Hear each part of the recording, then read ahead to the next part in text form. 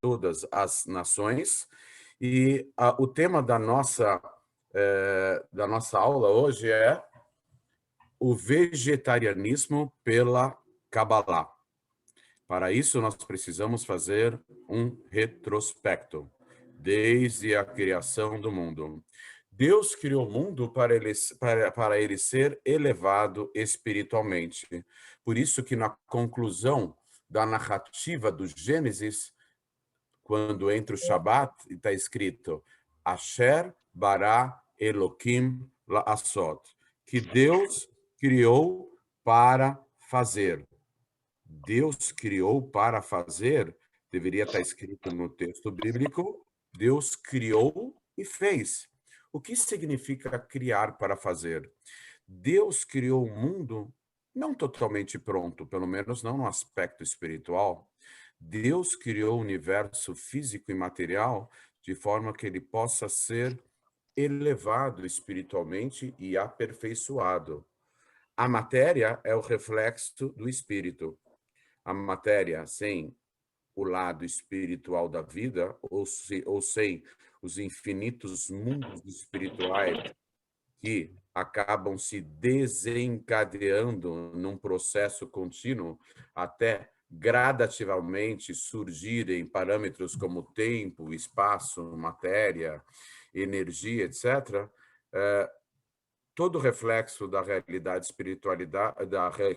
espiritual maior se materializa no mundo físico e o espaço sideral que nós ocupamos nessa ínfima parcela chamada de planeta Terra. Vamos enfatizar aquilo que já dissemos anteriormente, que o universo físico, diante dos mundos espirituais, também é menos que um grão de areia, porque ele é limitado pelo tempo e o espaço.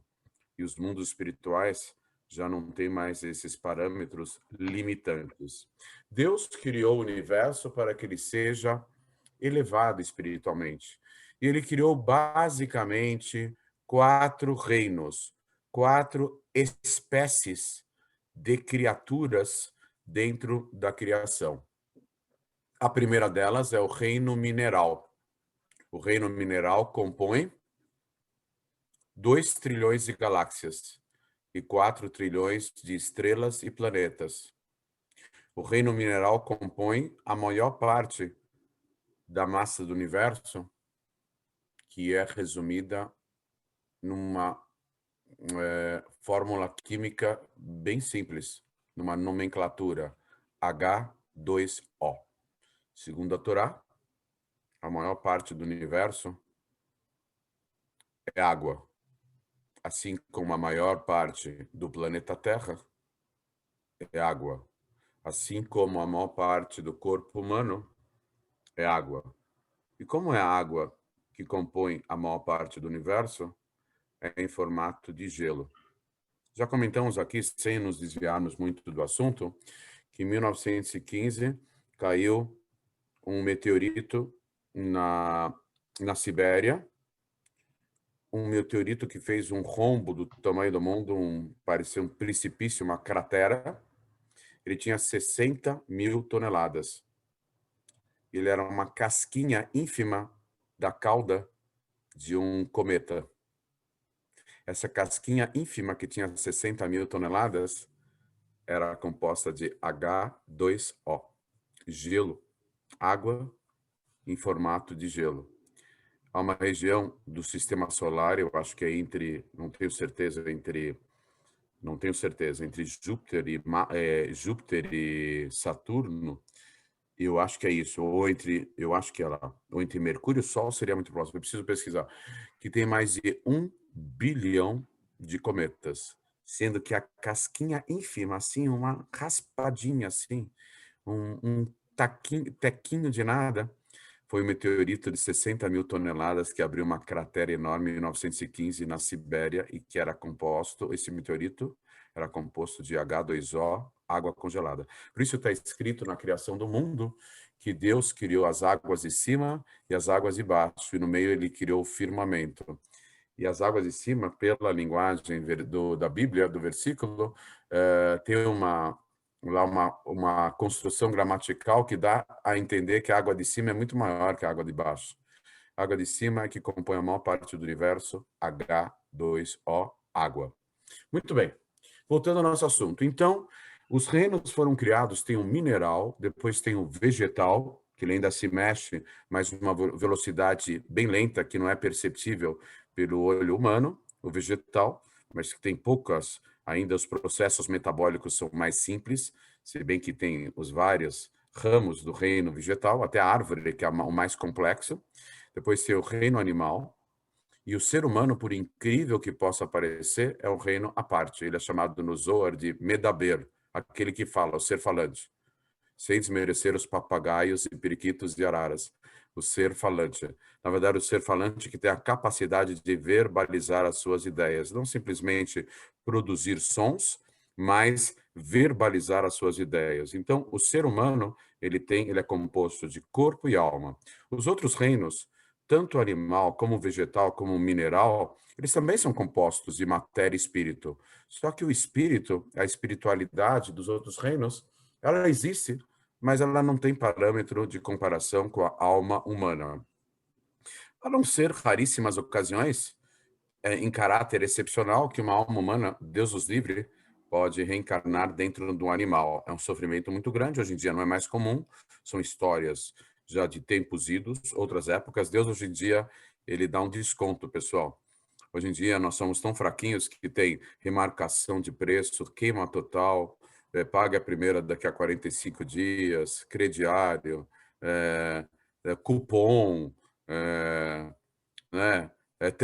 Leve, pague 2, leve 3 para casa. Deus, hoje em dia, dá um bom desconto para a gente, porque nós somos fraquinhos espiritualmente. Deus é infinitamente justo, bondoso, complacente, condescendente, misericordioso.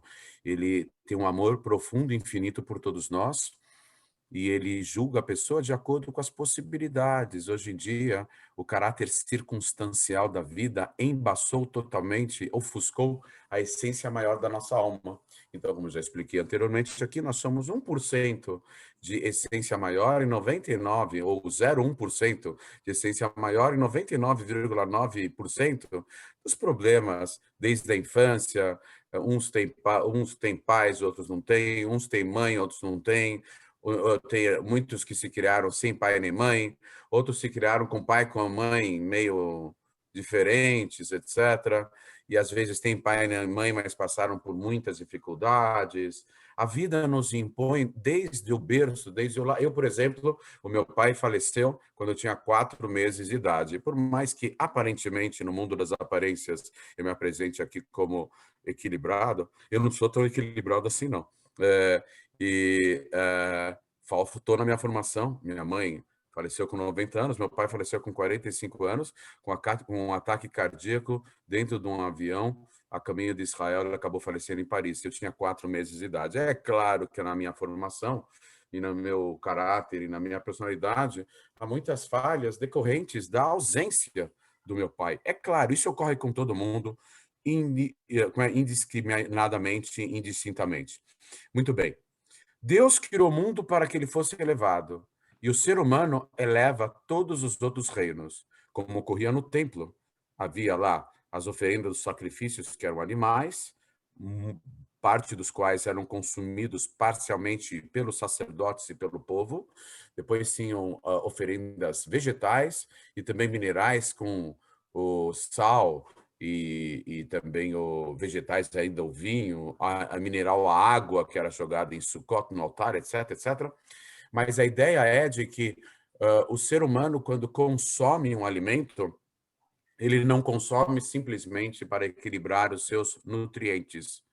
Vitamina A, vitamina B, vitamina C, vitamina D, proteína e carboidratos, etc, etc. Tudo aquilo que nós precisamos, um pouquinho de cada, né?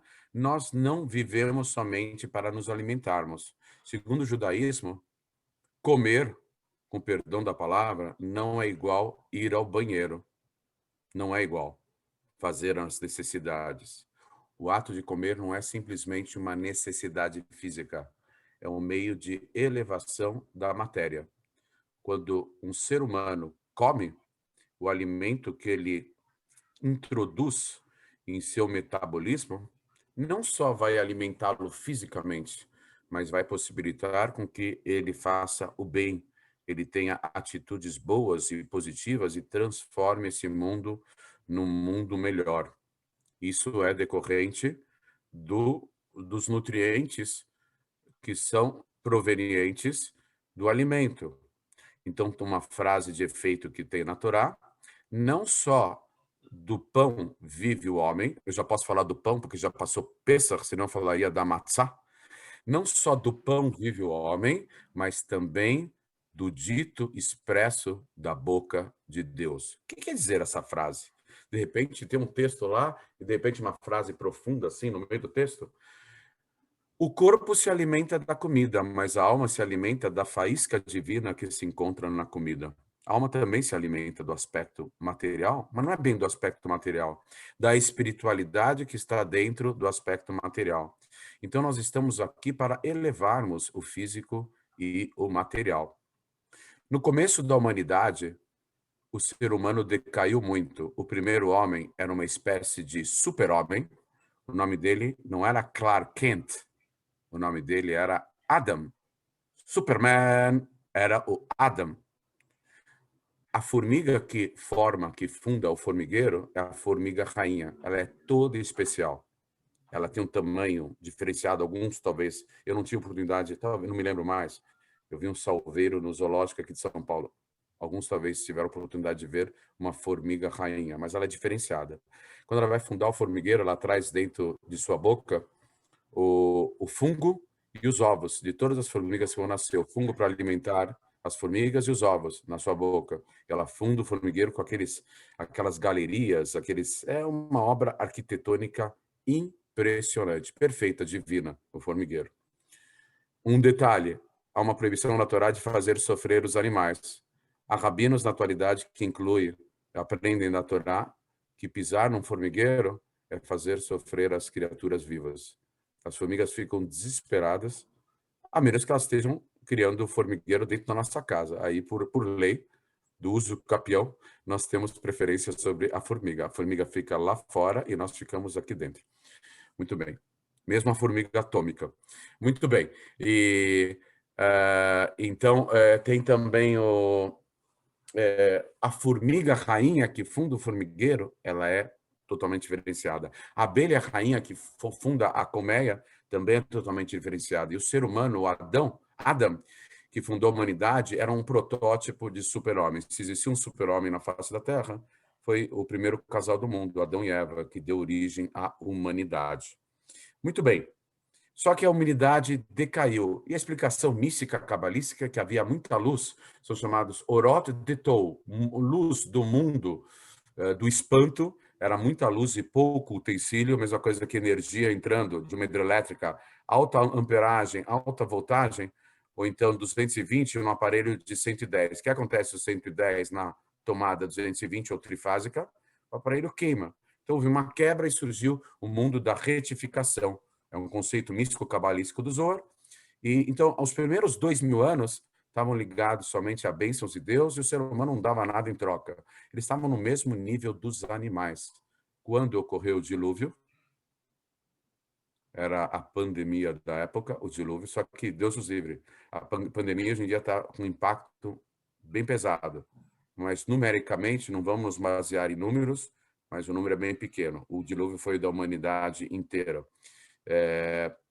Então, o ser humano estava no mesmo nível dos animais. Então, Deus não permitiu que o ser humano consumisse os animais, porque ele estava no mesmo nível. Seria considerado canibalismo, animal para consumo. Existe uma ideia de elevação da faísca dentro do alimento. Quando Noé sobreviveu ao dilúvio, e todos nós somos Bnei Noach, descendentes de Noé, inclusive o povo de Israel, todo ele descendente de Noé, é ou não é? Noé. E então, o Noah, depois que o mundo foi purificado pelo dilúvio, o Noah e sua família foram autorizados por Deus para consumir animais, mas somente para o consumo. Por exemplo, na Torá não é bem vista, eu diria até proibida, a caça como esporte. A caça como esporte é proibida pela Torá, que é fazer sofrer os animais ou matar sem necessidade. Fazer sofrer os animais ou matar sem necessidade, na Torá, é proibido. E para consumi-los, para sobreviver, fonte de proteína, nutrientes, é permitido. Ah, mas coitadinho do animal, ele foi criado para ser devorado? Isso acontece no reino. Ah, mas nós não somos animais para devorarmos outros animais como predadores. Então, existe um conceito que Deus colocou duas condições para o consumo do animal. Não podemos consumir o animal como um predador selvagem. Não podemos fazer isso. A humanidade inteira é proibida de consumir animais como predadores. Nós vemos imagens bem sensíveis do Extremo Oriente, como eles comem animais vivos. É proibido. Essa é uma das leis universais dos descendentes de Noé. É proibido comer um animal vivo. Ele tem que estar morto, sem se mexer, pelo menos uns 10 minutos morto, de preferência com a traqueia, o esôfago seccionados, tem que estar morto para poder ser desmembrado. Então, muito cuidado quando vocês comprarem animais aos pedaços. Só pode comprar docinho daquela doceria que tem em São Paulo chamado Amor aos Pedaços, mas animais aos pedaços tem que ver a origem deles. Porque se eles foram desmembrados antes de serem mortos, é proibido comer. Então tem que ter certeza. A pequena produção, as galinhas caipiras que se matam na própria propriedade, nas fazendas, nos sítios, etc., não tem problema. Os animais, se alguém tiver contato com frigoríficos e matadouros, etc., também não tem problema. Mas é importante verificar isso aqui. Para o povo de Israel vieram as leis de kashrut. Alguns animais sim, outros não. Tem que haver o abate específico dos animais, etc, etc. Nesse período de dois primeiros 1000 anos, foram de muita luz e poucos recipientes, e o ser humano foi nivelado ao animal. Não poderia comer o animal porque estava no mesmo nível. O ser humano não tinha como elevar o animal, porque ele estava no nível animalesco, no mesmo nível. Ele agia por instinto. Não, ele não usava o intelecto, usava pouco. Estava fora de moda nos primeiros 2000 anos o uso do intelecto. Passou a ficar na moda depois do dilúvio, a partir de Noah. É claro que as primeiras gerações eram diferentes e havia algumas exceções. Matusalém, Hanor, que virou anjo Mem Tetet, o próprio Adam, ele pisou na bola, mas depois ele se arrependeu. Ele conseguiu um nível mais alto ainda do que o original, Adão e Eva, Adam e Havá. Shet, o terceiro filho de Adam, era um justo entre na época, etc. Mas eram exceções. E o ser humano decaiu muito. Aí vieram 2000 anos de Torá. E agora nós estamos nos 2000 anos de expectativa pelo Mashiach, de redenção, e estamos quase lá, na redenção. Por enquanto, nós ainda temos que levar as faíscas dos animais, mas com o passar do tempo, na época futura e posterior, está escrito que com a revelação do Mashiach, subsequentemente haverá a ressurreição dos mortos. Nós vamos ouvir o toque de 2 shofarot, plural de shofar, no feminino, em hebraico, shofar, shofarot. Keren, kornaim, corneta, corno. Shofar vem da palavra de shofar, vem chifre, né? E melhorar também, lechaper, safira, sapir, safira, brilhar. Então, na verdade, nós vamos ouvir 2 grandes shofarot. O primeiro shofar vai ser o som de shofar, vai ser a revelação do Mashiach, e depois de algum tempo, o segundo toque do shofar vai ser a ressurreição, a volta de nossos entes queridos. Só que vai chegar um momento, conforme a Haftarah, o trecho do profeta que é lido após a leitura do último dia de Pesach, que o cordeiro, ou o lobo vai ficar com o cordeiro, e o leão, com o urso, etc., todos os animais vão conviver mutuamente, porque Deus vai extirpar o espírito de impureza da face da terra. Ninguém mais vai morrer, inclusive os animais. Então, quando uma mosca cair na teia de uma aranha, ela não vai começar a se aproximar da mosca, envolvê-la com com a teia dela e depois devorá-la. De jeito nenhum. Elas vão sair abraçadas para passear no parque. Então, é outra realidade. E aí, posteriormente, no comecinho do terceiro templo, serão reativadas as oferendas animais, mas, posteriormente, a humanidade vai se tornar vegetariana. Mas não é o mesmo conceito dos 2000 anos, primeiros 2 milênios. Antes, éramos vegetarianos porque estávamos no mesmo nível dos animais e não havia capacidade de elevá-los espiritualmente. Aí houve a possibilidade de elevação das faíscas, quando nós fazemos o bem com a energia adquirida pelo consumo de animais, nós estamos elevando também os animais. O que acontece nessa cadeia alimentar? O mineral alimenta o vegetal, o mineral vegetal alimenta o animal, o mineral vegetal e animal alimentam o animal alimenta o ser humano e o ser humano se eleva a Deus, totalmente sacrificado nos mundos espirituais. Quando nós subimos de nível, é como se tivéssemos sido sacrificados, porque desaparecemos no nível e aparecemos no nível espiritual superior. É como se fosse um sacrifício, o ser humano subindo de degrau na espiritualidade. Nós somos elevados até Deus. Então, nessa cadeia, há elevação. Só que acontece que com a revelação do Mashiach e a revelação do mundo vindouro, toda a elevação do mundo físico e material terá sido concluída e está muito próximo de ocorrer isso. Mas fala, mas Rabino, mas está tudo errado no mundo. Está tudo errado. Corrupção, guerras, morte, pandemia, mentira, fake news de um lado, BBB Brasil, está tudo errado, reality show, sei lá está tudo errado.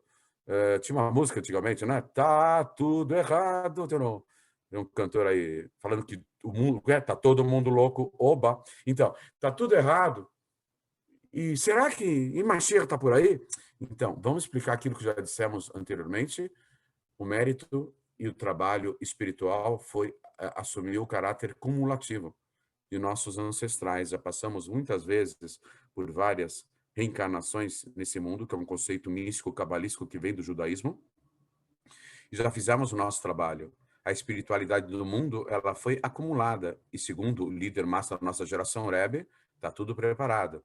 Então, na verdade, a ideia do vegetarianismo, ela é muito nobre. Pessoas que são mais refinadas, não gostam de comer carne. Ah, existe uma exceção. Por exemplo, existe uma obrigação na lei judaica de se comer um pouco de carne, Shabbat e Yom Tov, a menos que faça mal para a pessoa. Tem vários tipos de... Quando a gente fala em vegetarianismo, a gente só fala numa ideologia, que é nada. Tem gente que não pode comer carne de jeito nenhum, porque faz mal para o metabolismo. O sujeito é vegetariano porque se ele comer carne, ele fica doente. Tem pessoas que são assim. Então, para uma pessoa que carne faz mal, então a mitzvah em Shabbat e Yom Tov, as festas, é não comer carne. Por quê? Porque faz mal.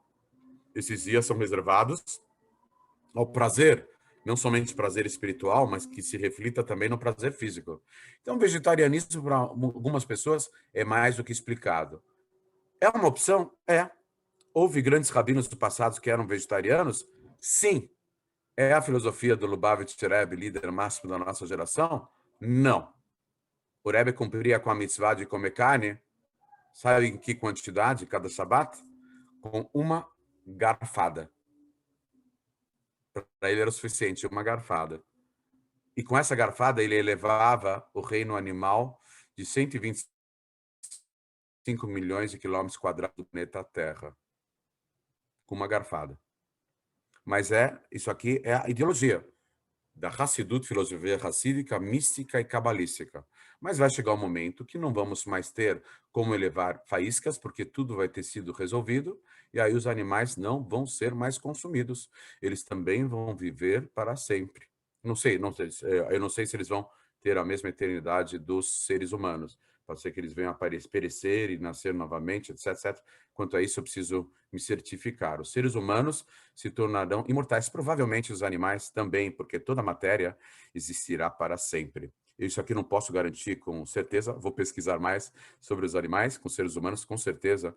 Todos aqueles que tiveram um bom coração nesse mundo, independentemente das circunstâncias da vida, que levaram eles, hoje, claro que os monoteístas, os Bnei Noach e todos os monoteístas do mundo inteiro, com certeza, mas as pessoas boas que não tiveram a possibilidade de serem diferentes.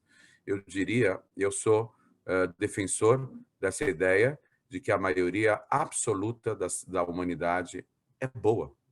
É boa. Os criminosos chamam atenção porque eles não são a regra, eles são a exceção.